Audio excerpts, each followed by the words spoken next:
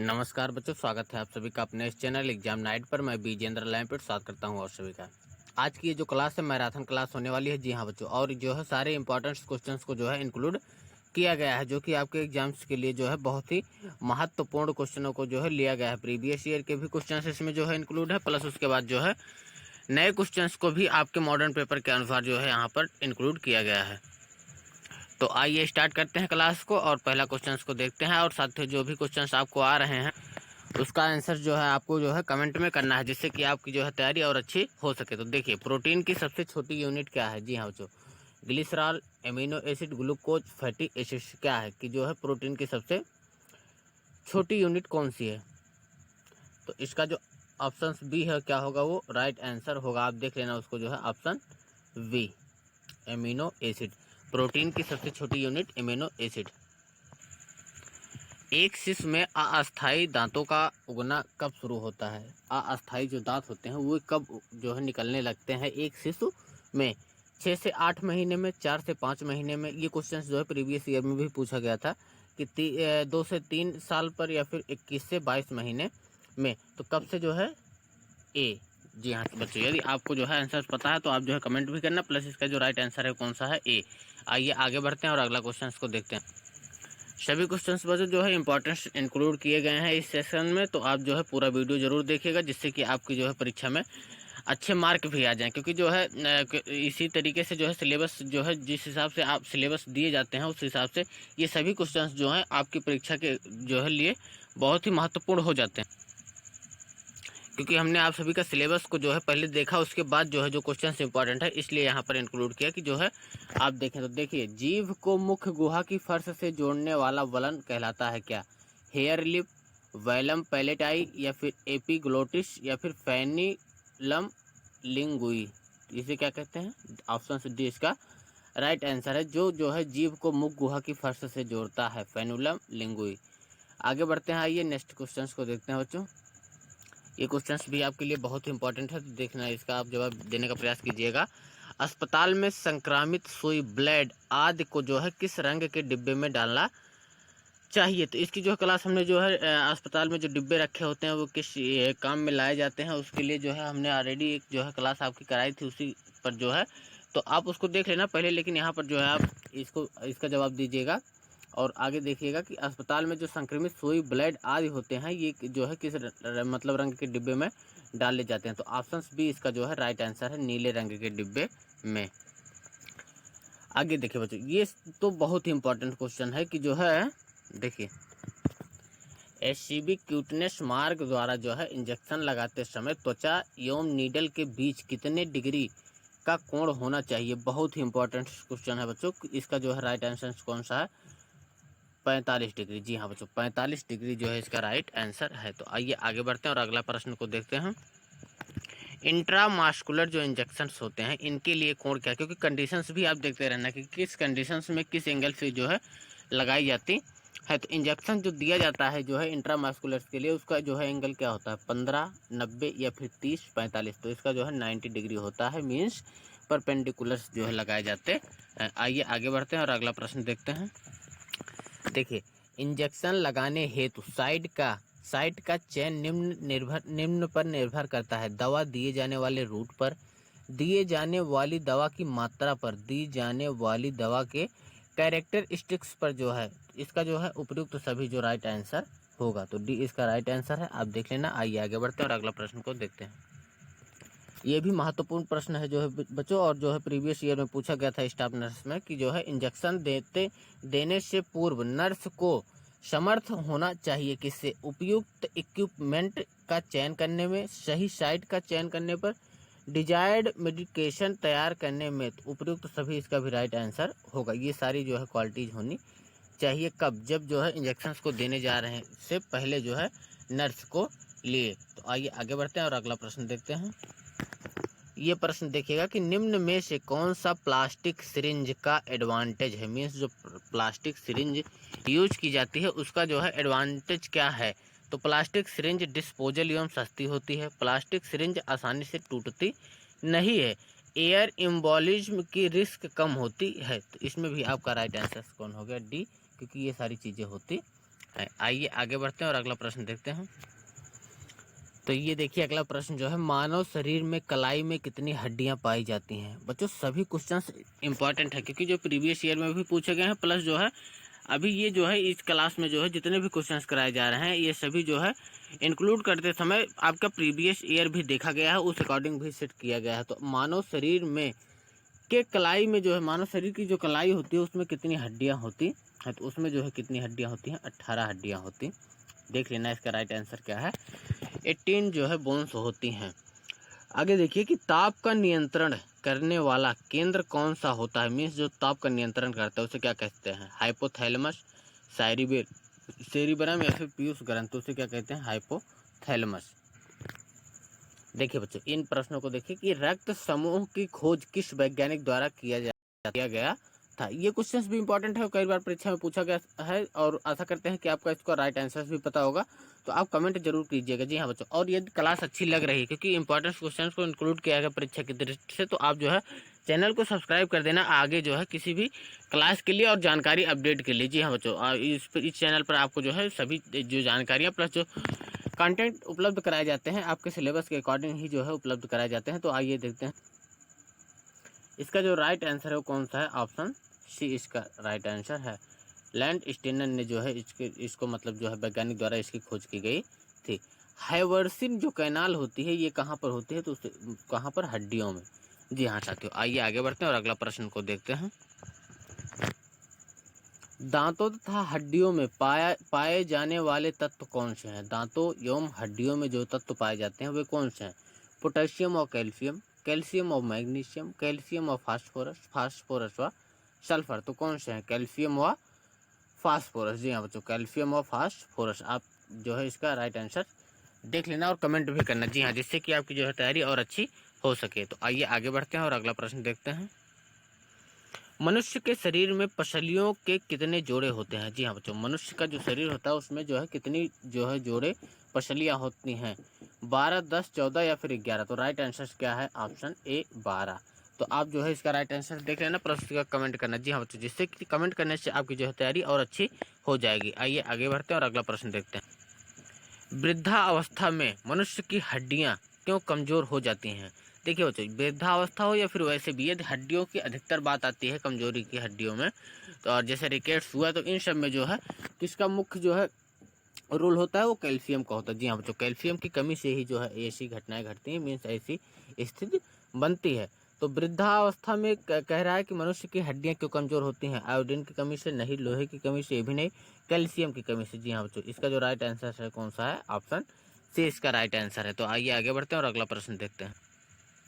ये क्वेश्चंस आप इसका जवाब जो है दे सकते हैं आसानी से कि पाचन तंत्र का हिस्सा नहीं है। जी हाँ बच्चों, देखिए यकृत, पित्ताशय और कार्निया या फिर आंत। तो इसका जो राइट आंसर है कौन सा है, ऑप्शन सी कार्निया। कार्निया जो है आंख से रिलेटेड है, तो ये आपका जो है पाचन की क्रिया में जो है पाचन तंत्र में जो है नहीं प्रयोग किया जाता, मीन्स इसका प्रयोग नहीं रहता है। तो आइए आगे बढ़ते हैं और अगला प्रश्न देखते हैं। देखिए ये प्रश्न जो है पिछली बार भी कई बार ये परीक्षाओं में पूछा जाता है, जहाँ पर आप जो है इस सिलेबस से क्वेश्चंस पूछे जाते हैं। तो जो है स्वस्थ मानव के शरीर में रक्त की कुल मात्रा कितनी होती है। स्वस्थ मानव के शरीर में जो रक्त की मात्रा है वो कितनी होती है, शरीर के वजन का 10%, शरीर के वजन का 25% या फिर शरीर के वजन का 7%, शरीर के वजन का 5%। तो ये जो होता है कितना होता है, 7%। शरीर के वजन से 7 से प्लस में भी होता है, लेकिन यहाँ पर ऑप्शन में आपका 7 है, तो राइट आंसर क्या है, 7।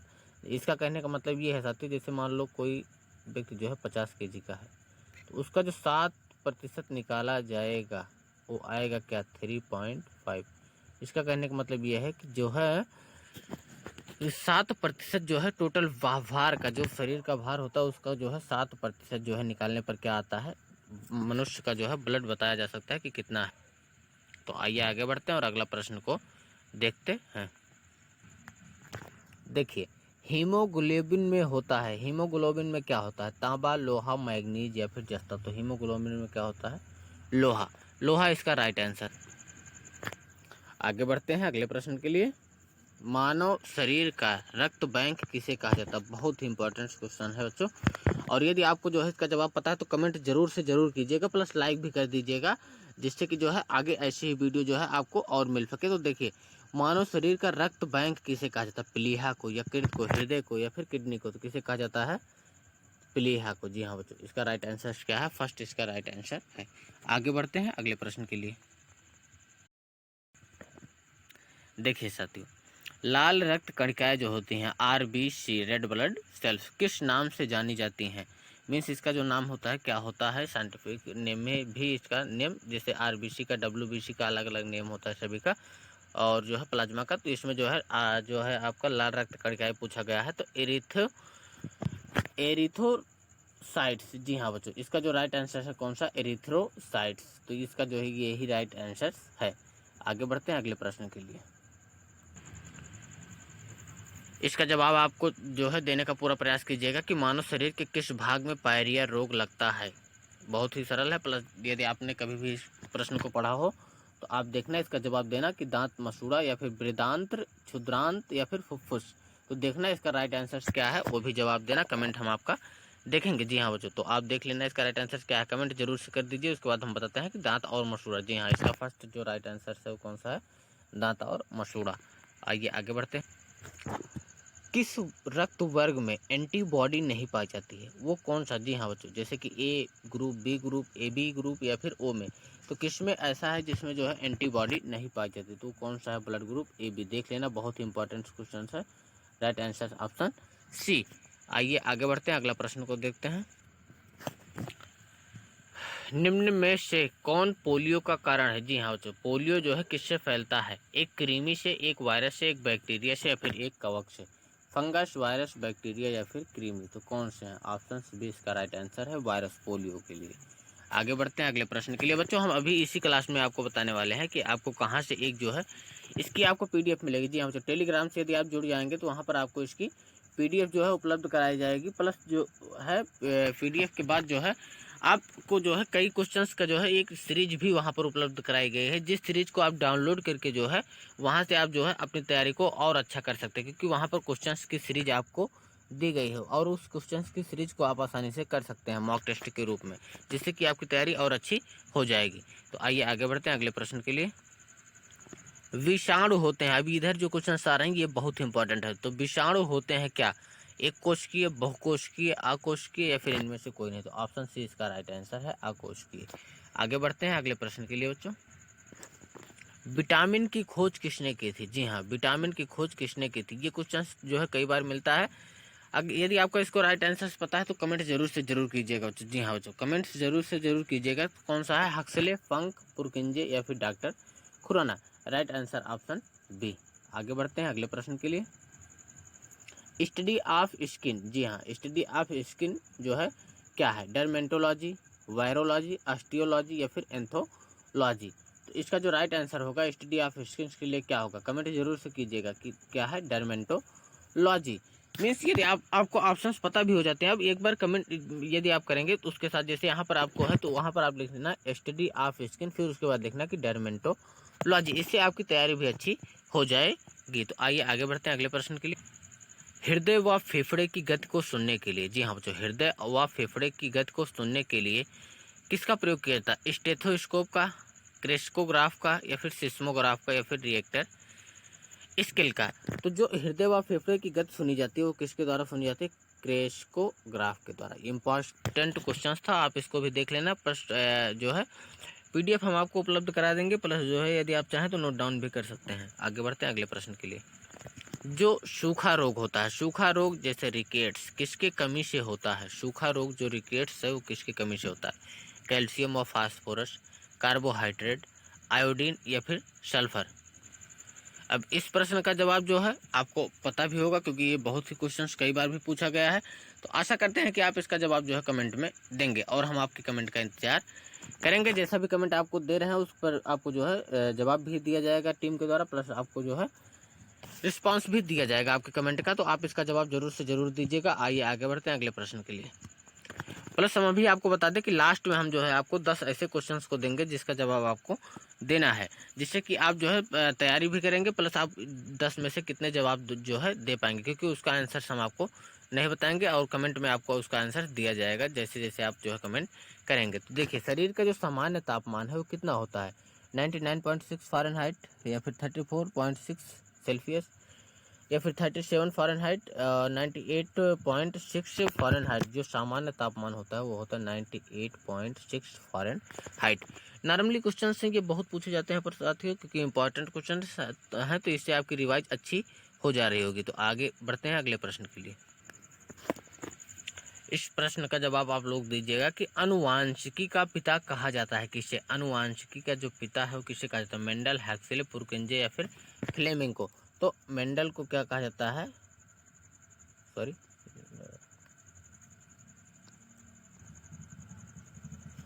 ओके, तो मेंडल को क्या कहा जाता है? अनुवांशिकी का पिता कहा जाता है। आगे बढ़ते हैं अगले प्रश्न के लिए।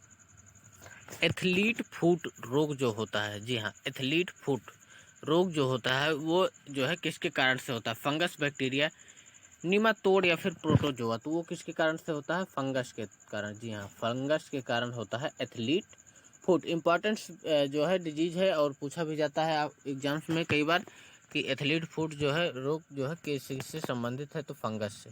आगे बढ़ते हैं अगले प्रश्न के लिए। रिकेट्स एक बीमारी है। रिकेट्स जो है अभी जैसे आपने पढ़ा सूखा रोग, उसी को क्या रिकेट्स भी कहते हैं। तो रिकेट्स जो बीमारी है वो किससे संबंधित है? ऊतकों से संबंधित है, खून की, मांसपेशियों की या फिर हड्डियों की। तो आपने देखा भी होगा कि रिकेट्स जो है वहाँ पर आपको जवाब भी देना था, तो हड्डियों, जी हाँ, किससे संबंधित है? हड्डियों से। आइए आगे बढ़ते हैं अगले प्रश्न को देखते।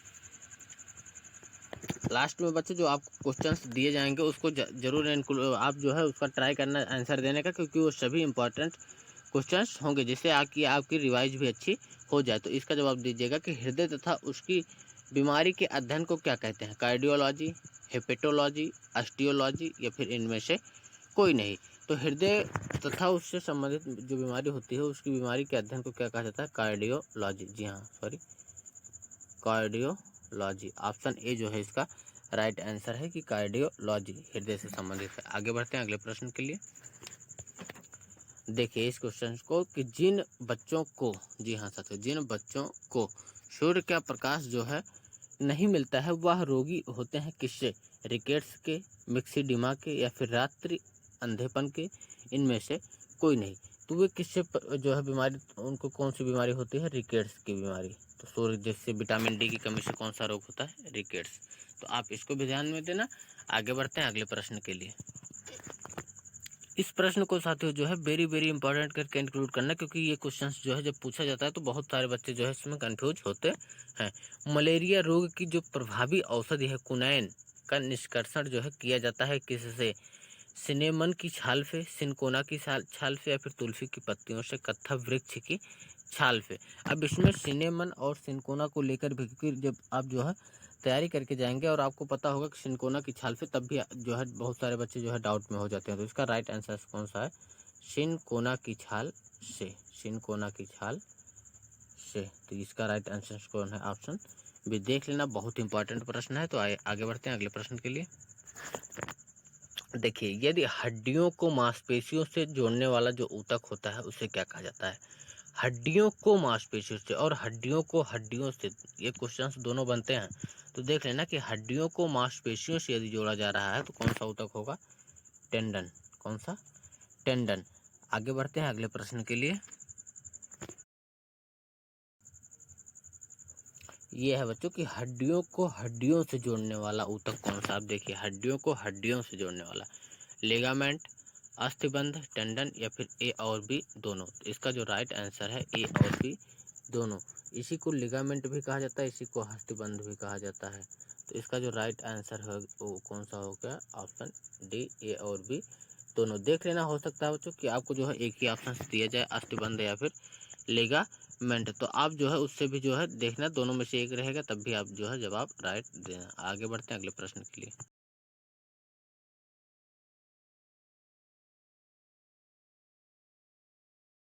कौशल व्यवहारिक रूप से होने चाहिए जो व्यक्ति के स्वास्थ्य निर्धारक में सहायक हों। कार्य के प्रति ईमानदार, नम्रता, व्यवहार एवं कंप्यूटर साक्षरता, रोगी के प्रति सतर्कता होनी चाहिए। जी हाँ, क्योंकि देखिए ये सबसे इम्पॉर्टेंट है इन में से, इन ऑप्शंस में से, कि कार्य के प्रति ईमानदार। ये तो किसी भी कार्य के लिए हो सकता है, कोई जरूरी नहीं कि नर्स हो, जैसे कोई अगर शॉपकीपर है तो वहाँ पर भी ईमानदारी आपको दिखाना है। तो लेकिन जो इस परिप्रेक्ष्य में पूछा था, इसलिए जो है रोगी के प्रति सतर्कता।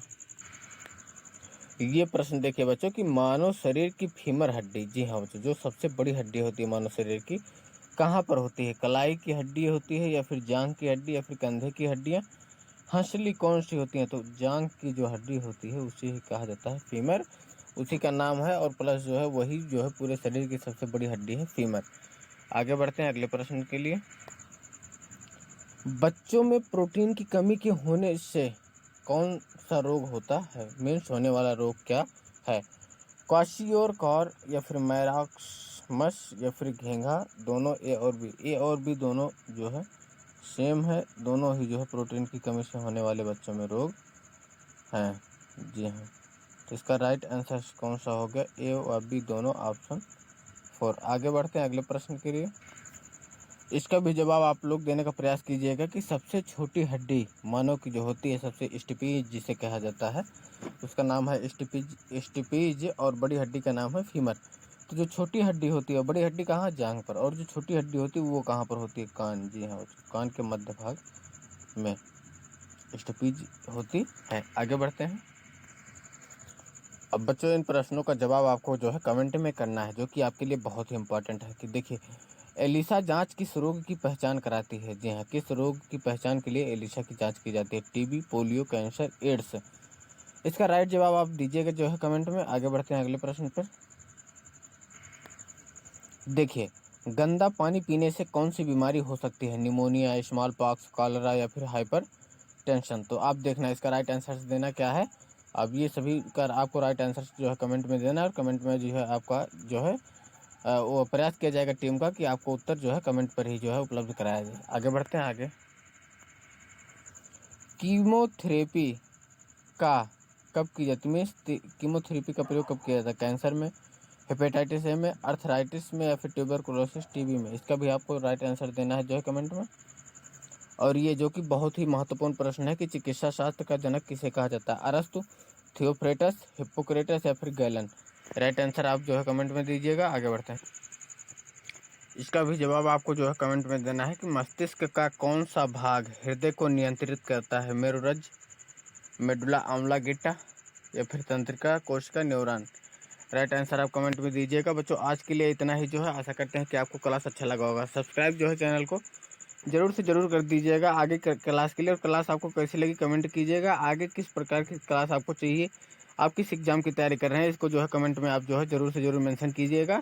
आज के लिए इतना ही। धन्यवाद बच्चों। आगे जो है